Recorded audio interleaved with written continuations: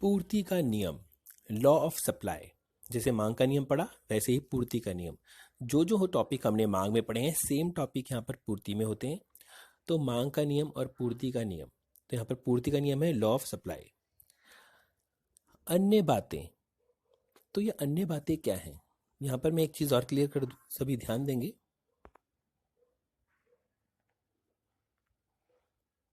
इस प्रश्न में अन्य बातें, जो वस्तु की कीमत है वो अलग ग्रुप में होती है और बाकी सभी अलग ग्रुप में होते हैं। ठीक है, वस्तु की कीमत अलग होती है, बाकी सब अलग होते हैं, दो ग्रुप हैं।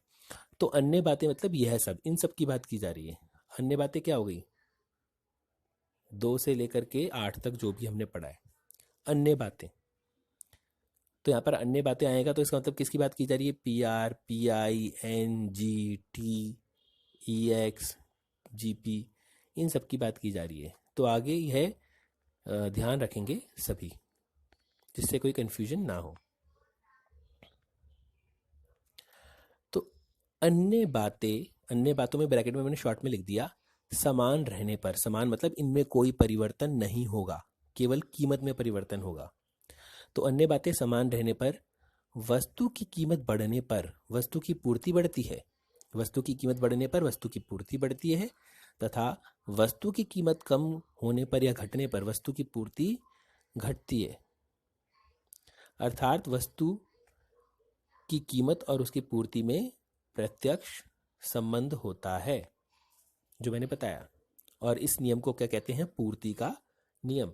वस्तु की कीमत बढ़ेगी तो वस्तु की पूर्ति बढ़ेगी, वस्तु की कीमत घटेगी तो वस्तु की पूर्ति घटेगी। कीमत से संबंधित है, बाकी किसी में कोई परिवर्तन नहीं होगा। इसीलिए बोल दिया अन्य बातें स्थिर रहें या समान रहने पर। समान मतलब स्थिर रहने पर। चित्र देखेंगे वही x एक्सिस y एक्सिस, यहाँ पे कीमत, यहाँ पे मात्रा, पूर्ति की बात हो रही है। ये P और Q, तो OP हमारा क्या है? वस्तु की कीमत। OQ क्या है? पूर्ति। अब कीमत बढ़ जाती है, देखो कीमत बढ़ गई है तो डैश डैश, कीमत बढ़ने पर पूर्ति क्या हो रही है? बढ़ रही है, प्रत्यक्ष संबंध है। और यदि कीमत घट रही है तो पूर्ति घट रही है।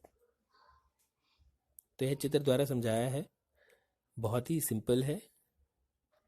पूर्ति का नियम यदि आता है कि इसे चित्र द्वारा समझाइए, तो आप चित्र बना करके उसे खुद एक्सप्लेन भी कर सकते हैं।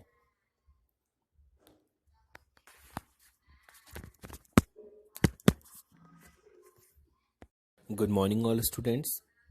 आज हम चैप्टर नंबर 9 कंटिन्यू कर रहे हैं, पूर्ति का सिद्धांत। और इस चैप्टर में हमने अभी तक बहुत इम्पॉर्टेंट टॉपिक्स कर लिए हैं, जिसमें पूर्ति क्या है, उसको निर्धारित करने वाले तत्व कौन से हैं, पूर्ति का नियम क्या होता है। आज हम चर्चा कर रहे हैं पूर्ति वक्र बाएं से दाएं, नीचे से ऊपर की ओर ढालू क्यों होता है?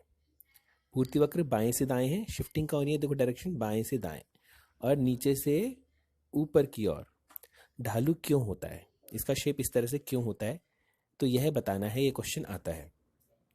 तो उसके अंतर्गत इसका शेप तो सभी को मैंने बता दिया कि इसका अर्थ क्या होगा कि कीमत बढ़ेगी तो वस्तु की पूर्ति बढ़ेगी, तभी इस प्रकार का शेप बनता है।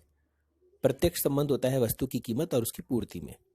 तो यहाँ पर कुछ हेडिंग्स हैं जिसके द्वारा समझाया गया है। पहला है लाभ की मात्रा।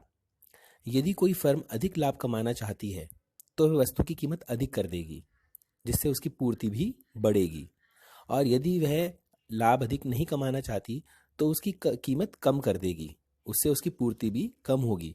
आपको यदि अपनी वस्तु बेचनी है तो आप अधिक लाभ कमाने के लिए उसकी कीमत ज़्यादा रखेंगे, और यहाँ पर कीमत बढ़ने से पूर्ति बढ़ेगी। दूसरा, नई फर्मों का प्रवेश। नई फर्मों का प्रवेश, फॉर एग्जाम्पल 2 फर्म है जो कि किसी विशेष प्रकार के साबुन का निर्माण करती है, ठीक है। ऐसे में उसकी पूर्ति होती है, फॉर एग्जाम्पल 1000 साबुन, दोनों मिला के 1000 साबुन बनाते हैं एक महीने में। लेकिन कोई नई फर्म आ जाती है तो इससे क्या होगा? इससे अब साबुन जो 1000 बन रहे थे वो हो सकता है 1200 बने, 1300 बने या 1400 बने, क्योंकि 3 फर्म हो गई है। इसी तरह से और नई फर्म आ गई तो 4 फर्म हो गई, तो साबुन ज़्यादा बनेंगे या कम बनेंगे? अधिक बनेंगे। तो इसका अर्थ है नई फर्मों के प्रवेश से पूर्ति में वृद्धि होती है। स्टॉक में परिवर्तन। स्टॉक क्या होता है? हमारे पास में जो अनबिका माल होता है, हमारे स्टॉक, कितना स्टॉक है जूते का, मतलब जो हमारे पास में शॉपकीपर के पास बचा हुआ स्टॉक है, वो स्टॉक होता है। तो उस स्टॉक में कितना परिवर्तन हुआ? जब किसी वस्तु की कीमत बढ़ती है, कीमत बढ़ रही है, तो उत्पादक क्या करेगा? वो स्टॉक की जो वस्तुएं हैं उनकी पूर्ति अधिक करने को तैयार हो जाएगा, क्योंकि उसे पता है कीमत बढ़ रही है तो पूर्ति अधिक करनी पड़ेगी। लेकिन यदि कीमत नीचे हो गई तो उसका स्टोर करेगा, वो वस्तु को अपने पास संभाल के रखेगा? नहीं। तो उसके स्टोर में या स्टॉक में कमी होने लगती है। कब? यदि कीमत नीचे हो रही है तो वृद्धि होगी स्टॉक में, और यदि कीमत बढ़ रही है तो स्टॉक में कमी हो जाएगी। अब इसी प्रकार से पूर्ति के नियम के अपवाद। पूर्ति के नियम के अपवाद। अपवाद का अर्थ क्या होता है? अपवाद का अर्थ होता है जैसा नियम है उसका उल्टा होना। और पूर्ति का नियम क्या कहता है? कि पूर्ति वक्र बाएं से दाएं,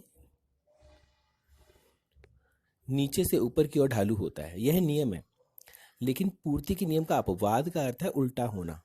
पूर्ति वक्र ऐसे बनता था, अब उसका उल्टा बन रहा है, डीडी की तरह बन रहा है, ये इस तरह का शेप हो गया है इसका।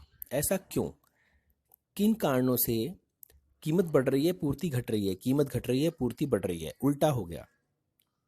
पहले कीमत बढ़ने पे पूर्ति बढ़ रही थी, लेकिन अब उल्टा है, कीमत बढ़ने पे पूर्ति घट रही है, कीमत घटने पर पूर्ति बढ़ रही है।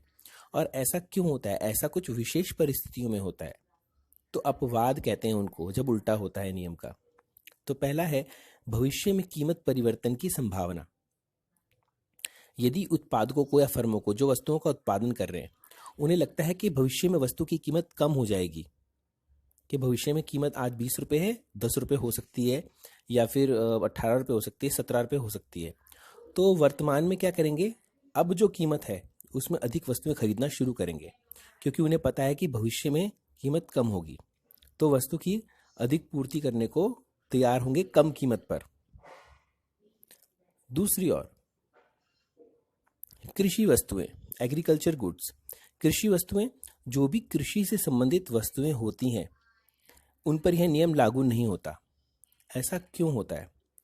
क्योंकि जो कृषि की वस्तुएं होती हैं उनकी उत्पादन और पूर्ति में मतलब इस तरह का संबंध होता है कि हम सडनली पूर्ति नहीं बढ़ा सकते। देश में चीनी की कमी हो गई तो देश में सडनली चीनी की पूर्ति में वृद्धि नहीं की जा सकती, क्योंकि उसके लिए कच्चा माल क्या आता है? गन्ना। गन्ना किससे मिलता है? कृषि से। आपको कपड़ा बनाना है तो कपास तो एक विशेष मौसम में उगेगा ना, आप सडनली कपास का पूर्ति एकदम से बढ़ा नहीं सकते। तो जिन वस्तुओं को जैसे उगने में ही 6 महीने लगते हैं, 5 महीने लगते हैं, तो ऐसी वस्तुएं किससे संबंधित हैं? ऐसी वस्तुएं कृषि से संबंधित हैं। इनकी पूर्ति एकदम से बढ़ाई और घटाई नहीं जा सकती, तो वहां पर भी यह नियम लागू नहीं होता। नाशवान वस्तुएं। नाशवान वस्तुएं कौन सी होती हैं? जो जल्दी खराब हो जाती हैं, जैसे दूध, सब्जियां, यह कहलाती है नाशवान वस्तुएं। तो नाशवान वस्तुएं जो होती हैं जैसे दूध, सब्जी, उनकी पूर्ति उनकी कीमत से प्रभावित नहीं होती। ऐसा तो नहीं होगा ना, कीमत दूध की 5 रुपये सस्ती होगी तो आपने, हो सकता है आप 1 लीटर ज़्यादा खरीद लो, लेकिन 10-10 लीटर लेकर के घर में रखोगे, वो पॉसिबल नहीं है, क्योंकि वो आपको पता है वो खराब हो जाएगा। तो वहाँ पर भी यह नियम लागू नहीं होता। आप उसे बहुत अधिक मात्रा में संग्रह नहीं कर सकते, चाहे उसकी कीमत कम हो जाए। नीलाम की जाने वाली वस्तुएं। नीलाम जैसे ऑक्शन होते हैं, तो नीलाम की जाने वाली वस्तुएं जो होती है उन पर भी यह नियम लागू नहीं होता। ऐसा क्यों होता है? क्योंकि नीलामी के समय वस्तु जो है उसकी कीमत में परिवर्तन होता रहता है।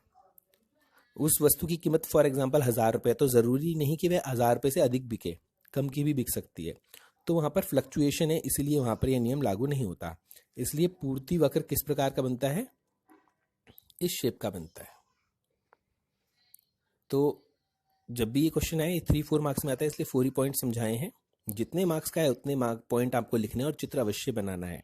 यह चित्र कॉमन है चारों पॉइंट के लिए।